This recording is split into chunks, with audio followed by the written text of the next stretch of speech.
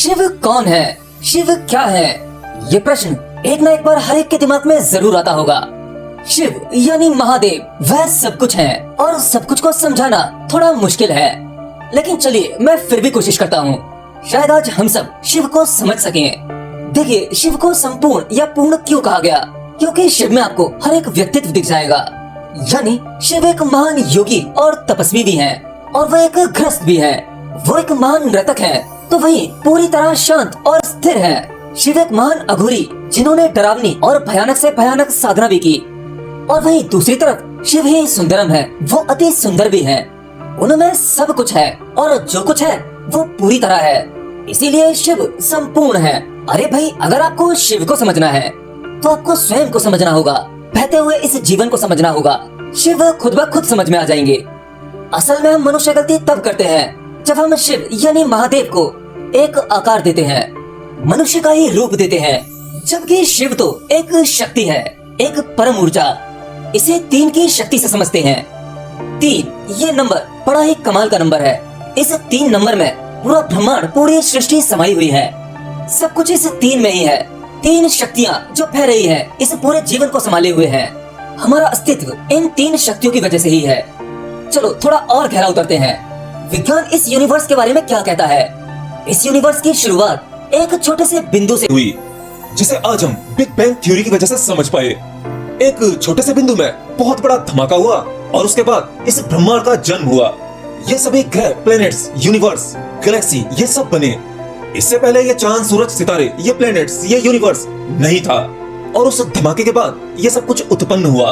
और ब्रह्मांड का जन्म होने के बाद कई सालों तक इंसान का कोई अस्तित्व नहीं था, लेकिन शिव तब भी था। ब्रह्मांड के जन्म से पहले भी था, उसके बाद भी था और आज भी है। मतलब आप यूं समझ लो कि ये पूरा ब्रह्मांड शिव में ही समाया है। जब कुछ नहीं था तो केवल स्पेस था, खाली स्पेस, जिसे हम शून्य भी कहते हैं। और बार बार उस शून्य की ही तो बात की जाती है। तो वही शिव यानी महादेव थे। आज शिव को हम जिस रूप में जानते हैं, जैसा हम उन्हें देखते हैं, वह तो केवल एक प्रतीक है। उनकी शक्ति को, उनके कार्य को दिखाने का एक तरीका। अब वापस 3 पर आते हैं। इस संसार को चलाने के लिए 3 शक्तियां परस्पर काम कर रही हैं, जिसे आप ब्रह्मा, विष्णु और महेश कहते हैं। महेश यानी शिव, ब्रह्मा जो इस सृष्टि के सृजन करता है। यानी आप इसे ऐसा समझ लो कि जब इस ब्रह्मांड का जन्म हुआ होगा, उस बिग बैंग थ्योरी के बाद जब कुछ नहीं था, तो जब यह जन्मा तो ब्रह्मा की शक्ति से जन्मा, इसका निर्माण हुआ। फिर आते हैं विष्णु, दूसरी शक्ति जो पालन करता है, जो ये देखते हैं कि इस सृष्टि को चलाने के लिए किन चीजों की आवश्यकता है, जो ये जीवन बह रहा है, जो ऑक्सीजन हम ले रहे हैं, या जिन जिन चीजों की हमें आवश्यकता है, वो सब कुछ भरपूर मात्रा में फ्री ऑफ कॉस्ट उपलब्ध है। मनुष्य या किसी भी जीव जंतु को जो कुछ चाहिए वह उपलब्ध है। तो यह विष्णु की शक्ति हुई। अब बात करते हैं महेश यानी देवों के देव महादेव की, वो शिव की, जो संहार करता है।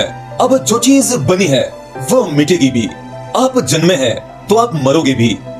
जीवन में जो भी कुछ है, जो आज है वो कल नहीं होगा, और जो नहीं होगा वो शिव की वजह से नहीं होगा। अरबों सालों बाद एक दिन ये समग्र ब्रह्मांड, ये यूनिवर्स जहाँ से जन्मा है वहीं विलीन हो जाएगा। सब कुछ खत्म हो जाएगा।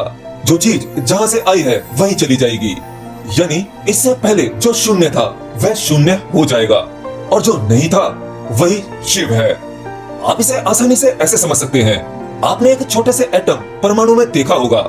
जब उसे तोड़ोगे तो 3 शक्ति आपको प्राप्त होंगी, न्यूट्रॉन, प्रोटॉन, इलेक्ट्रॉन। इन तीनों शक्ति का जो कार्य है, सेम वही कार्य ब्रह्मा, विष्णु, महेश इनका भी है। तो वह ईश्वर तो हर जगह बह रहा है, बस आपके समझने की देरी है। अरे आप पूछते हो शिव कौन है?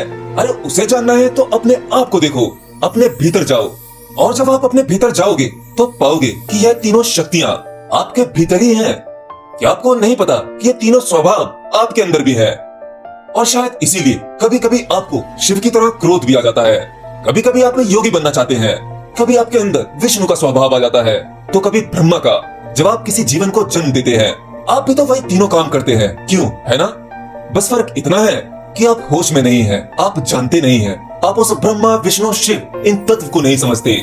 और ये तीनों गुण जब आपके भीतर है तो ये पूरी तरह नहीं है, ये संपूर्ण नहीं है।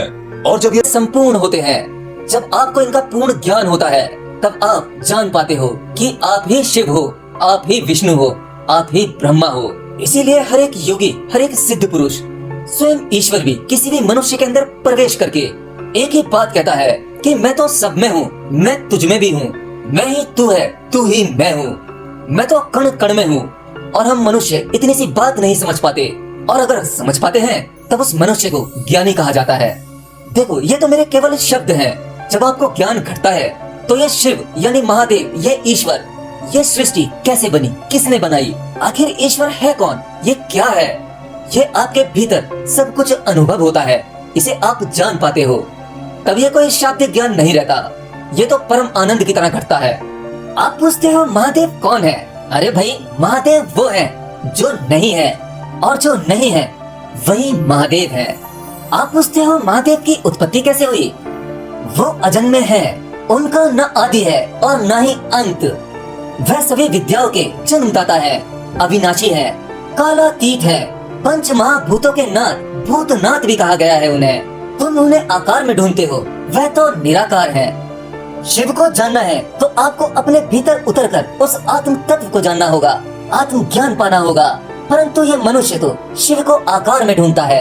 अरे भाई, आप सीरियल देखते हो, किसी भी प्रकार के सीरियल में जो व्यक्ति शिव का किरदार निभाता है, आप उससे प्रभावित होते हो, और फिर उस शिव यानी देवों के देव महादेव को आप उस शरीर में ही मानने लगते हो, उसका एक आकार बना लेते हो, मनुष्य का आकार, जबकि वह तो निराकार है।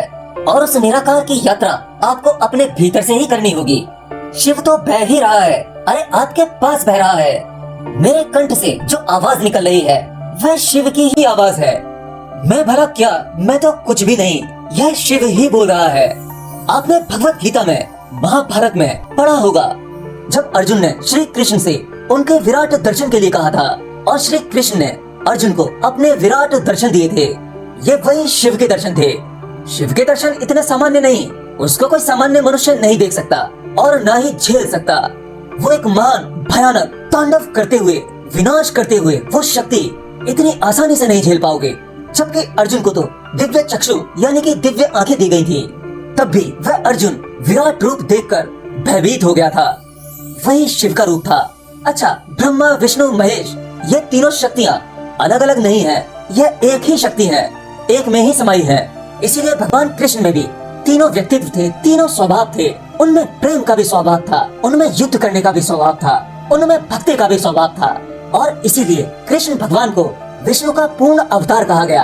असल में तीनों एक ही है और यही पूर्ण है, और ये नहीं है, और जो नहीं है वही शक्ति है, वही महादेव है, वही शिव है। मैं तो बस इतना ही जान पाया। आपको अगर जानना है तो करो अपने भीतर की खोज, क्योंकि ये तो बह ही रहा है, ये हर जगह है।